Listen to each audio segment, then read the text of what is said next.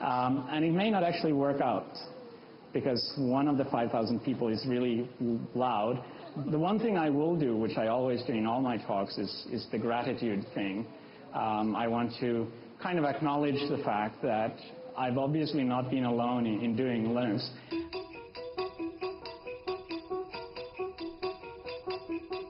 Red Hat up 228%. This is the IPO that everybody was waiting for. They, of course, are behind the Linux operating software. RHAT.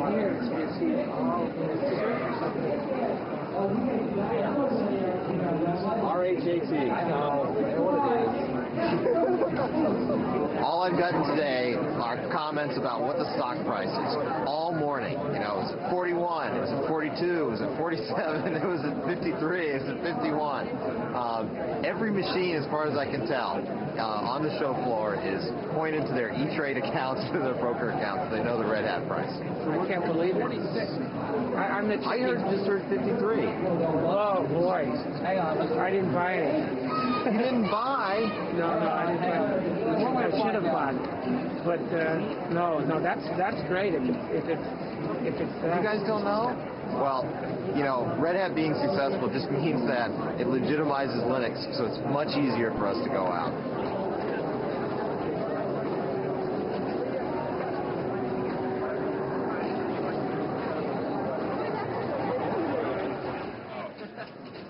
Yet are made for digital homoerotic adventure. The government confiscated that one. Yeah. It's kind of been a little bit divided. You've got a lot of people that are pretty hardcore, and they're kind of offended by that, you know, because they've worked really hard and they're not really getting maybe their fair share out of that. Some people do get ticked, and you know the thing that you see that on a lot of mailing lists or on Slashdot. You know, you'll read, this guy is really mad because he didn't get a chance to didn't get a chance to get stock from Red Hat. He didn't get a chance to get a job from this other company, you know.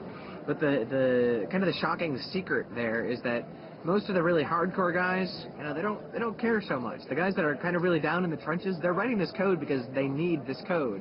If we could invite Richard Stallman, who's the founder of the Free Software Association, and Tim Ney, who's the managing director. There we go. Here it is. Richard, I saw you playing your recorder in Paris at that Linux conference, but I didn't have an audio track. So would you get them to add audio to their video downstream next time? I don't have any control over that. Unfortunately, those things can only be done with non-free software. Okay. All right.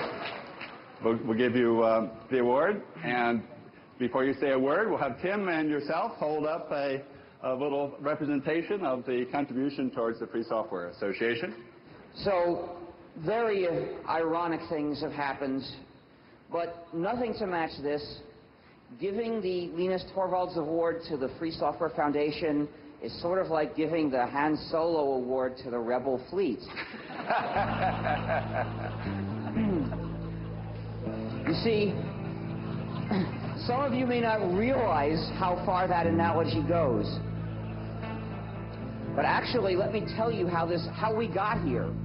See, what happened is, 15 years ago, if you wanted to use a computer, the only way you could do it was with proprietary software that divides and subjugates the users.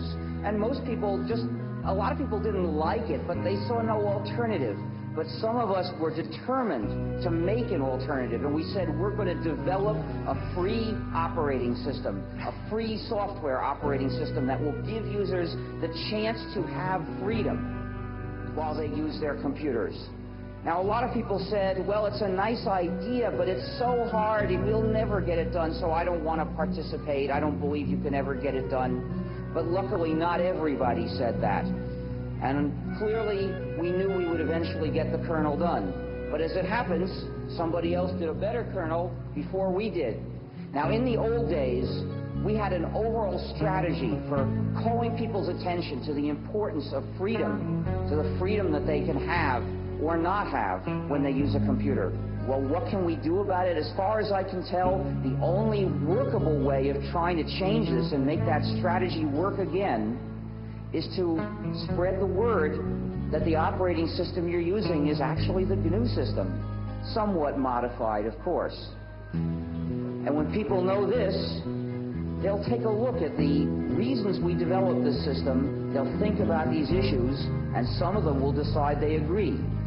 So I ask people, please tell people this is the GNU system. It's the combination of GNU and Linux, so we can call it GNU/Linux.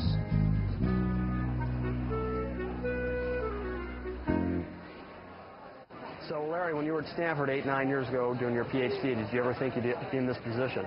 No. All kidding aside.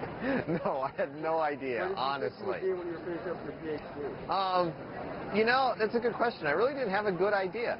I mean, here we are on this huge show floor. There are people just going crazy about Linux. We had 6,200 people crammed into a room to see Linux speak last night. Here we are with, you know, all of these huge vendors all over the show. It's just, you have no idea that this is going to happen. I mean, this is just this little operating system that we were happy with, that a few people cared about.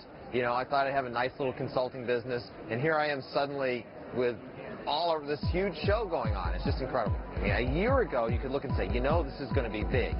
And everyone's standing at the show going, you know, the show was big last year. Is it going to be as big this year? Then you remind them, you know, last year was only 6 months ago. Then they go, oh, Linux time.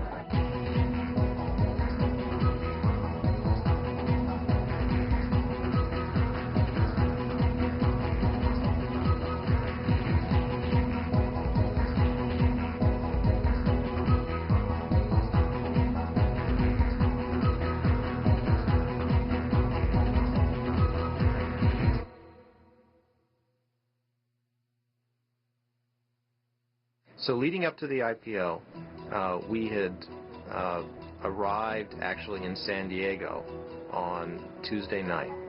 We spent Wednesday morning meeting investors in San Diego. We flew up to San Francisco, spent Wednesday afternoon meeting investment firms in San Francisco. Then on the Thursday morning of the IPO was when our stock would be traded publicly.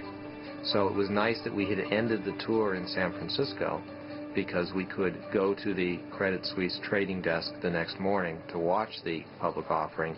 And in San Francisco, being close enough to the company and to our families, we could invite people up to actually join us in the first trade. So I invited my wife, and we invited Linus and Tova and a number of other friends and people who worked in the company to join us. Whenever we invite Linus and Tova, they have 2 young children, and I have a daughter, Andrea, and we always bring the kids along. So we went into the Credit Suisse trading floor with all these traders, and there are these 3-year-old kids running around and chasing each other around the show around the trading floor. So Linus and I walked in, and we walked up into the trading floor, and everyone was very excited, and we kept asking them, well, how's it going? Are things going okay? And they said, oh, we're really excited. We think things are going well. We don't want to say, you know, we don't want to jinx anything. We walked in, there was a big screen TV showing CNBC, and it was amazing to us, but the theme for the day was Linux. Now, we have an IPO that's going to go today, and when I mean go, it is going to go. The estimates I'm hearing are staggering, but watch VA Linux Systems. It goes at 1240 today. The symbol is LNUX, a provider of large-scale computer service and workstations specially designed for the Linux operating system. The original range on this IPO was $11 to $13, then $21 to $23, then $28 to $30, priced at $30. And the estimates I'm hearing, I don't want to repeat because I don't have a confirmation, but if they're true, they will blow your mind when this stock takes off at 1240.